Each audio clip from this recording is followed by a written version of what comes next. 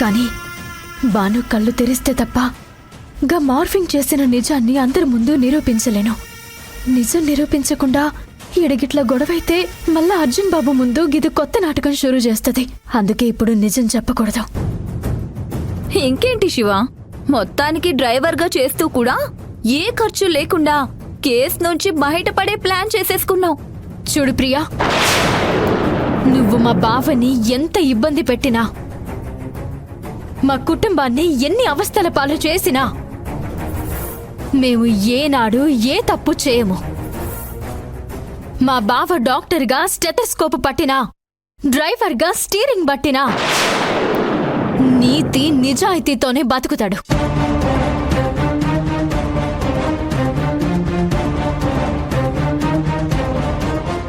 అంతేకాని నీలాంటి ఒక్క దుర్మార్గపు జీవితం మా బావకి అక్కర్లేదు, మా కుటుంబానికి అవసరం లేదు.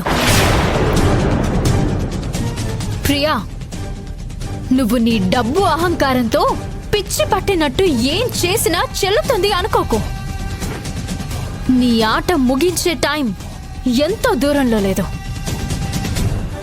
సంక్రాంతి నీకు చివరి రోజు. అవునా? చూద్దాం, అది చూద్దాం.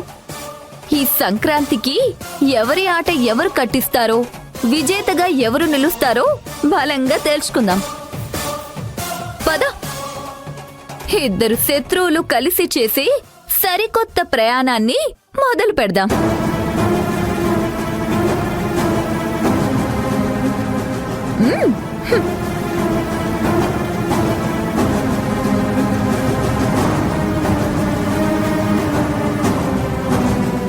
అమ్మా, నేను పోయేస్తాను.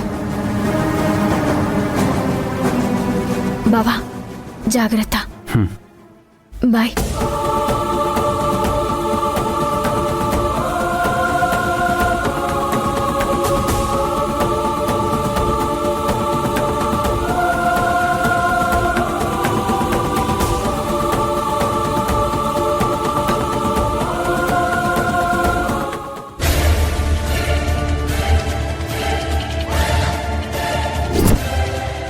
క్యాబ్ నడిపించే డ్యూటీకి వెళ్ళాలి కదా, ఇంకా వెళ్ళలేదే?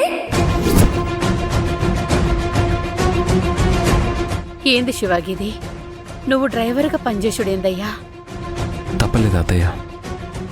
లాయర్ ఫీజు కోసం, నా కుటుంబం కోసం తప్పలేదు.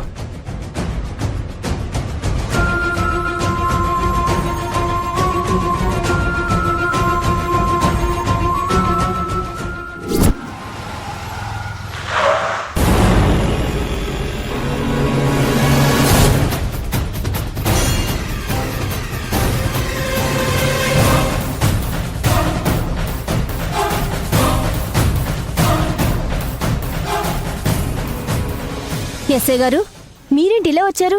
రండి కూర్చోండి. పర్లేదు. మీ నాన్న చావుకి కారణమైన ఆ డాక్టర్కి శిక్ష పడాలని మీరు అనుకుంటున్నారు. అక్కడ మీ చెల్లేమో రేపొచ్చి కేసు విత్డ్రా చేసుకుంటాను అని రెడీ అయిపోయింది. లేదు ఎస్ఐ గారు, కేసు విత్డ్రా అవ్వదు. నేను మా చెల్లితో మాట్లాడతాను. మాట్లాడతారా? అసలు మీ చెల్లెలు మీ ఇంట్లో ఉందా? పోనీ ఇంట్లో నుంచి వెళ్ళిపోయిన మీ చెల్లి ఇప్పుడు ఎక్కడుందో మీకు తెలుసా? ఎస్ఐ గారు, నా కూతురికి ఏం కాలేదుగా? మీ కూతురికి ఏం కాలేదు, తను హ్యాపీగానే ఉంది. కానీ తను ఇప్పుడు ఎక్కడుందో తెలుసా మీకు? ఎక్కడ ఎస్ఐ గారు? మీరు కేసు పెట్టిన ఆ హంతకుడు శివ ఇంట్లో. అసలు ఏంటమ్మా మీ ప్రాబ్లం? మీరేమో కేసు విత్డ్రా చేసుకోము అంటారు, మీ చెల్లేమో వాళ్ళ వైపే ఉంది. మీకు మీరే సరిగ్గా లేకపోతే మీరు అనుకున్నది ఎలా అవుతుంది? చూడండమ్మా, పరిస్థితి మీ చేయి దాటిపోయే ఈ సమయంలో కూడా నేను మీకు సపోర్ట్గా నిలబడాలనే వచ్చాను. ఆ శివ అనేవాడు బ్లడీ కిల్లర్. మీ నాన్నని చంపాడు, మీ కుటుంబానికి తీరని అన్యాయం చేశాడు. అందుకే మీ కుటుంబానికి న్యాయం చేయాలనే నేను మీ దగ్గరకు వచ్చాను. దానికి నేను మీకు ఏ సహాయం చేయాలన్నా మీ చెల్లిని వాడి దగ్గర నుంచి బయటికి తీసుకురావాలి. ఇంకొక విషయం ఏంటంటే, ఆ శివ అనేవాడు ఇప్పటికే చాలా మంది అమ్మాయిల్ని ట్రాప్ చేశాడంట. ఆడపిల్లల్ని అవసరానికి వాడుకొని మోసు తీరిన తర్వాత వదిలేయడం వాడికి అలవాటంట. సో మీరు మీ చెల్లి విషయంలో జాగ్రత్త పడకపోతే మీ అమ్మాయి మీకు దక్కదు. అంతేకాదు, తను రేపొచ్చి కేసును విత్డ్రా చేసుకుంటాను అంటే కూడా నేనేం చేయలేను. ఏం చేస్తారో మీరే ఆలోచించుకోండి.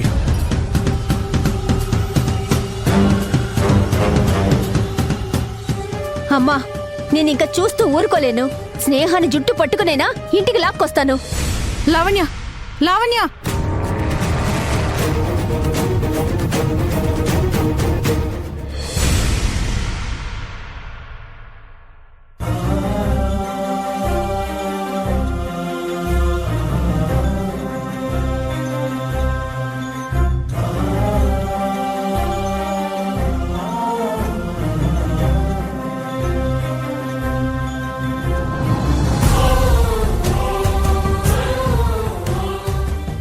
శివగారు,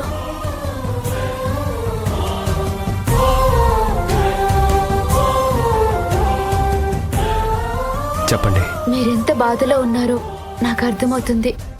కానీ ఆ అమ్మాయి మీ గురించి అంతలేసి మాటలు అనడానికి తనకేం అధికారం ఉంది?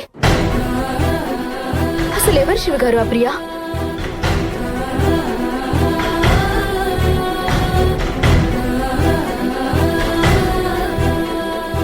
తన గురించి నేను తెలుసుకోవటం అనవసరమని మీకు అనిపిస్తే వద్దులండి శివగారు, చెప్పొద్దు. స్నేహ గారు, ప్రియా నేను ఒకప్పుడు ప్రేమించుకున్నాం. ప్రియ మా ఊరి సర్పంచ్ కూతురు.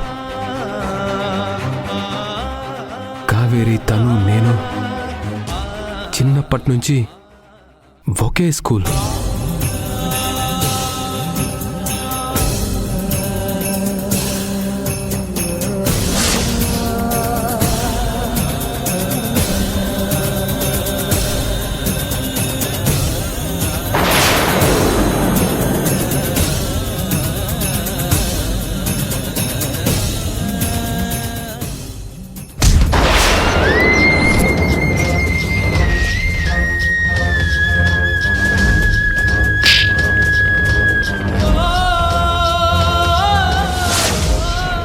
ఒక మనిషిలో ఇంత రాక్షసత్వం ఉంటుందా?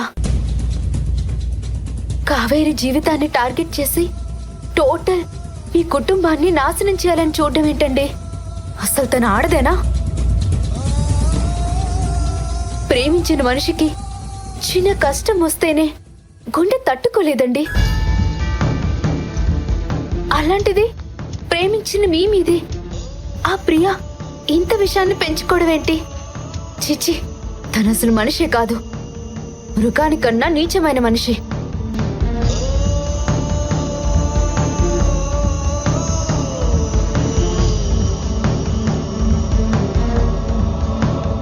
అయినా ఆ ప్రియ వచ్చి మిమ్మల్ని లేదో అందని మీరు బాధపడద్దు. తలదించుకునే అవసరం కూడా మీకు లేదు.